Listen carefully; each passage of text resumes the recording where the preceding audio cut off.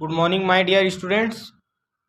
इस वीडियो में हम लोग एसएससी का आपके चैप्टर नंबर 21 कवर करने वाले हैं, जो कि आपके सिलेबस का लास्ट चैप्टर है और इसके साथ आप लोगों का सिलेबस कंप्लीट हो जाएगा।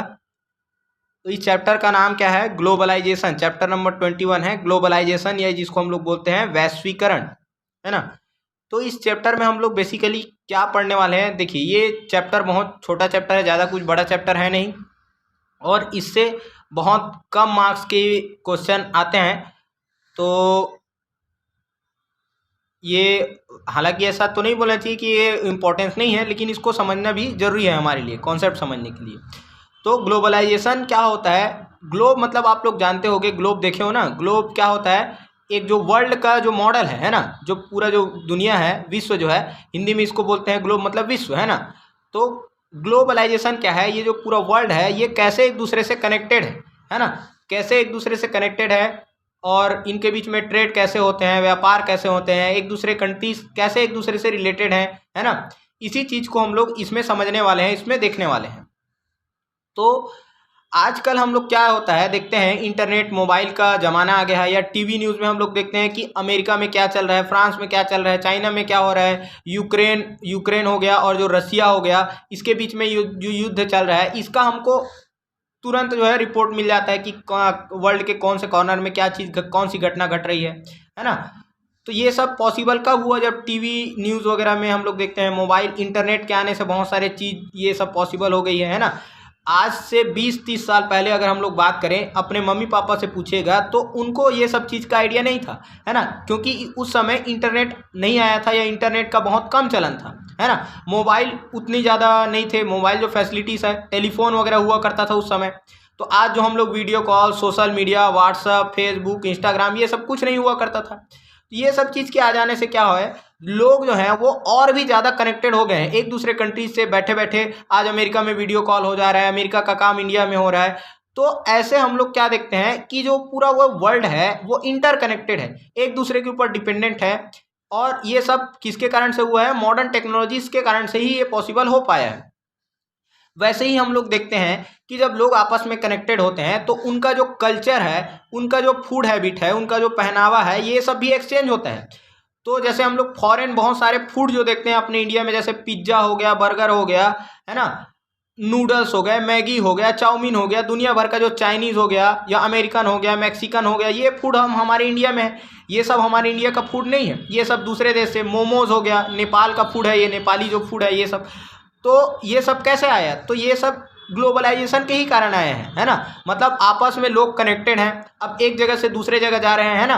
वैसे ही अमेरिका में अगर हम लोग चले जाएंगे, कनाडा में चले जाएंगे, तो वहाँ पर बहुत सारे इंडियंस हमको देखने के लिए मिल जाएंगे।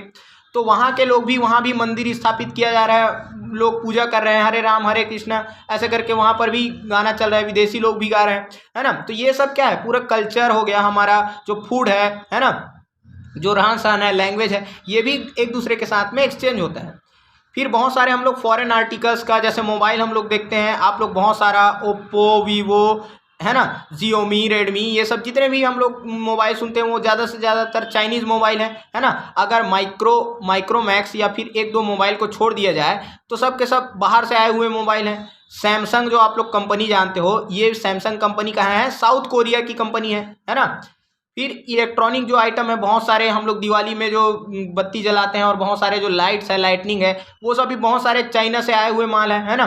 ऑटोमोबाइल हम लोग देखते हैं, मारुति सुजुकी हो गया, है ना, फेरारी हो गया, और भी दुनिया भर का BMW, ये सब, है ना, ऑडी, मर्सिडीज, ये सब, फोर्ड, बहुत सारे जो ऑटोमोबाइल्स है वो सब बाहर से ही आ रहे हैं, है ना। तो ये सब जो चीज़ें हैं ये कैसे कनेक्टेड है एक दूसरे से? ये ग्लोबलाइजेशन के कारण ही कनेक्टेड है। अब हम लोग इसी को आगे समझेंगे तो एक वर्ड आता है, आप लोग ध्यान रखेंगे इसको, ये इंपॉर्टेंट है ना। बीपीओ क्या होता है? बीपीओ का फुल फॉर्म क्या है? बिजनेस प्रोसेस आउटसोर्सिंग, है ना। अब इसको समझना बहुत ज़्यादा इंपॉर्टेंट है, बिजनेस प्रोसेस आउटसोर्सिंग। आउटसोर्सिंग का मतलब क्या होता है? जैसे देखिए, ये मान के चलो हो गया अमेरिका, और ये हो गया हमारा इंडिया। तो अमेरिका में क्या होता है, मान के चलो अमेरिका का कोई बिजनेसमैन है, अब वो अपना बिजनेस इंडिया में भी सेटअप करना चाहता है, इंडिया में भी अपने ब्रांच खोलना चाहता है। जैसे एग्जांपल के लिए अमेजॉन ले लेते हैं। अमेजॉन जो बहुत बड़ा जो कंपनी है, ऑनलाइन मार्केट है ना, शॉपिंग जो सॉफ्टवेयर है, तो वो मान के चलो अपने इंडिया में भी ऑफिस खोलना चाहता है, इंडिया में भी अपना ये काम वाम चलाना चाहता है, तो इसी को आउटसोर्सिंग बोला जाता है। मतलब अपने देश से निकलकर दूसरे के देश में, आउटसोर्सिंग मतलब अपने सोर्सेस को यहाँ पर जाके स्थापित कर रहा है। किसके पर्पज से? बिजनेस के पर्पज से। इसी को हम लोग बोलते हैं बिजनेस प्रोसेस आउटसोर्सिंग। तो बिजनेस प्रोसेस आउटसोर्सिंग क्या है, समझ में आया क्या? जब कोई व्यक्ति, जब कोई पर्सन अपने देश से उठकर दूसरे के देश में क्या करता है, वहां पर जाकर बिजनेस सेटअप करता है या वहां का रिसोर्सेज को यूज करता है और बिजनेस सेटअप करता है, इसी को हम लोग बिजनेस प्रोसेस आउटसोर्सिंग बोलते हैं। अब यहाँ पर इंडिया में एक जो बेंगलोर है, बेंगलुरु जिसको हम लोग बोलते हैं, जो कि कर्नाटका की कैपिटल है, ये इन सब चीज़ों के लिए बहुत ज़्यादा फेमस है। तो आपके बुक में एक बेंगलोर का एक एग्जाम्पल दिया गया है, कॉल सेंटर का एग्जाम्पल। अब कॉल सेंटर क्या होता है, आप लोग मोबाइल में ट्यून वगैरह सुनते हैं, या कोरोना जब आया था तो कृपया आप लोग घर में सुरक्षित रहें, घर से ना निकलें, ऐसे करके मोबाइल में ये सब आता है ना।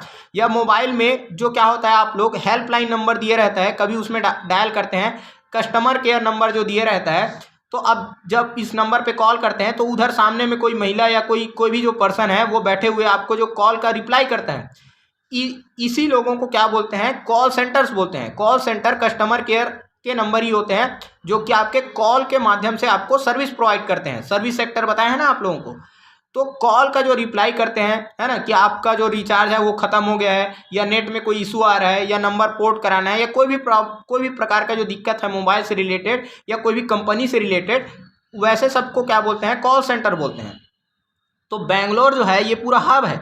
हब है मतलब कि यहाँ पर बहुत सारे फॉरेन जो कंपनीज है उसके ऑफिसेस हैं। तो बेंगलोर में क्या होता है, ऐसे बहुत सारे लोकल कंपनी रहती हैं, और जो लोकल कंपनी का टाई अप किसके साथ में रहता है, जो अमेरिका के जो बड़े बड़े कंपनीज हैं उनका टाई अप रहता है। जैसे अब मान के चलो अमेजॉन हो गया, अब अमेजॉन हो गया, है ना, तो ये अमेरिका की कंपनी है। अब इनको सेवा देने के लिए क्या होता है, एक्चुअल में हमारे देश में क्या है, पॉपुलेशन बहुत ज़्यादा है। अब पॉपुलेशन बहुत ज़्यादा है तो इसके कारण में क्या होता है, लोगों के पास में नौकरी नहीं है, अनएम्प्लॉयड है। तो यहाँ पर जो हमारे यहाँ पर इंडिया में क्या है, जो लेबर हैं वो बहुत सस्ते दाम में उपलब्ध हो जाते हैं। मतलब मजदूर जो है ये काम करने के लिए हम लोग बहुत कम रेट में भी रेडी हो जाते हैं, क्योंकि जॉब ही नहीं है तो कुछ ना कुछ तो करना है जीवन चलाने के लिए। तो इसीलिए क्या होता है, हमारे देश में लोग ज़्यादातर क्यों आते हैं, क्योंकि एक तो बड़ा पॉपुलेशन है तो मार्केट बहुत बड़ा इनको मिल जाता है अपना सामान बेचने के लिए। दूसरा क्या है, यहाँ पर लेबर बहुत सस्ते मिल जाते हैं। अमेरिका में जाएंगे तो मान के चलो जैसे उनको $1,00,000 देना पड़ेगा काम करने के लिए, यहाँ पर वो वही काम जो है वो $2,000 में करवा ले रहे हैं, तो उनको यहाँ पर सस्ता पड़ जा रहा है ना। तो इसीलिए वो लोकल कंपनीज के साथ में टाई अप कर लेते हैं। अब ये लोकल कंपनी वाले क्या करते हैं, लोगों को बुलाते हैं, उनका इंटरव्यू लेते हैं, और इनको अमेरिका में इंग्लिश, अमेरिकन जो एसेंट होता है उसमें इंग्लिश कैसे बोला जाता है उनको सिखाया जाता है, पूरा ट्रेनिंग दिया जाता है ना। तो जैसे इन लोग को सिखाते हैं कि अमेरिकन जो इंग्लिश है वो कैसे बोला जाता है, मैं I help you sir, what can I do for you, have please have, ऐसे ऐसे इंग्लिश में इन लोग बात करते हैं, है ना। तो इनको लगता है जो कॉल कर रहे हैं उधर से कि अमेरिका में बैठे व्यक्ति से कॉल कर रहे हैं ऐसे करके, है ना। जबकि ऐसा कुछ नहीं है, बेंगलोर में बैठे हैं और इन लोग बात कर रहे हैं ना, उनको लग रहा है कि अमेरिका में बैठे व्यक्ति से बात कर रहे हैं। तो इसी को कॉल सेंटर बोला जाता है। और ये सब पूरा क्या होता है, बीपीओ होता है, बिजनेस प्रोसेस आउटसोर्सिंग। अब ये जो बीपीओ करते हैं ऐसे कंपनी को क्या बोलते हैं हम लोग, मल्टीनेशनल कॉरपोरेशन, एमएनसी जिसको हम लोग बोलते हैं। अब इसका भी फुल फॉर्म ध्यान रखेंगे, एमएनसी मतलब क्या होता है, मल्टीनेशनल कॉरपोरेशन। मल्टीनेशनल मतलब क्या होता है, एक से ज़्यादा देशों में। तो ऐसा कोई जो कंपनी है, जैसे मान के चलो अमेजॉन का एग्जांपल दिए, तो उसका मान के चलो अमेरिका में भी है, ब्रिटेन में भी है, चाइना में भी है, इंडिया में है, जापान में, ऐसा बहुत सारे अलग अलग कंट्रीज में अगर वो कंपनी एक साथ काम कर रही है तो ऐसे कंपनी को हम लोग क्या बोलते हैं, मल्टीनेशनल कंपनीज या मल्टीनेशनल कॉरपोरेशन बोलते हैं, है ना। तो बहुत सारे ऐसे मल्टीनेशनल कंपनीज है, कॉरपोरेशन है, जो कि एक से ज़्यादा देशों में अपना बिजनेस रन कर रही है। अब ये दूसरे देश में जाते क्यों हैं, क्योंकि उनको क्या होता है, वहाँ पर सस्ते दाम में रॉ मटेरियल मिल जाते हैं, सस्ते लेबर मिल जाते हैं, और ऐसे देशों में ये जाना पसंद करते हैं जहाँ की टैक्स पॉलिसी अच्छी है। टैक्स पॉलिसी अच्छी है मतलब कि वहाँ के जो सरकार है इसको कम टैक्स देना पड़ेगा। तो गवर्नमेंट जहाँ पर इनको छूट देती है टैक्स में, है ना, कि आप हमारे देश में आइए तो हम आपको टैक्स में छूट देंगे, कम टैक्स देना पड़ेगा आपको, तो ऐसे देशों में वो ज़्यादातर जाना चाहती हैं। तो जो सिंगापुर है, आप लोग सिंगापुर के बारे में सुने होंगे, सिंगापुर बहुत छोटा सा जो है एक शहर के बराबर का देश है। लेकिन इतना ज़्यादा डेवलप है, इतने ज़्यादा वहाँ पर फॉरेन कंपनीज आती हैं। क्यों? क्योंकि इनका टैक्स सिस्टम बहुत अच्छा है। मतलब ये सब कंपनीज को इनवाइट करती हैं कि आप हमारे देश में आइए, हम आपको बहुत कम टैक्स लेंगे, बहुत छूट देंगे, ऐसा करके। तो बहुत सारे कंपनी सिंगापुर में जाके अपना ऑफिस खोलती हैं, अपना वहाँ पर, है ना, टैक्स वगैरह, क्योंकि वहाँ पर बहुत कम देना होता है। फिर दूसरा होता है मार्केट। तो बहुत सारे जो अमेरिकन और जो दूसरे कंपनीज हैं वो चाइना में और इंडिया में आके अपना ऑफिसेस खोलती हैं। क्यों? क्योंकि पॉपुलेशन बहुत ज़्यादा है, तो यहाँ पर मार्केट अवेलेबल है इजिली, है ना। जैसे एक एग्जांपल दिया गया है, लफार्ज एक सीमेंट करके है, लफार्ज सीमेंट है ना, लफार्ज डूरागार्ड ऐसे करके सुने होंगे। तो ये फ्रेंच की कंपनी है, फ्रेंच की सीमेंट कंपनी है। लेकिन इंडिया में जो टाटा स्टील जो था, टाटा स्टील का जो सीमेंट वाला जो पोर्शन था, उसको इन्होंने एक्वायर कर लिया, है ना। तो आके इनके साथ में मिल गए और ये सब चीज़। वैसे ही आप लोग जॉइंट वेंचर के बारे में जानते होंगे, है ना। जॉइंट वेंचर क्या होता है? जो दो कंपनीज जब मिलकर कोई चीज़ चलाती है उसको बोलते हैं जॉइंट वेंचर, है ना। एक तो मान के चलो फॉरेन कंपनी हो गई और एक क्या हो गई, इंडियन कंपनी। देखिए, जब भी क्या होता है, कोई फॉरेन जो कंपनी इंडिया में आती है, तो इंडिया में क्या होता है, वो बहुत सारे, पहले बात तो पैसा लेकर आएगी, कैपिटल, है ना। फिर बहुत सारे हमारे लोगों को क्या मिलेगा, जॉब मिलेगा, लेबर्स को काम मिलेगा।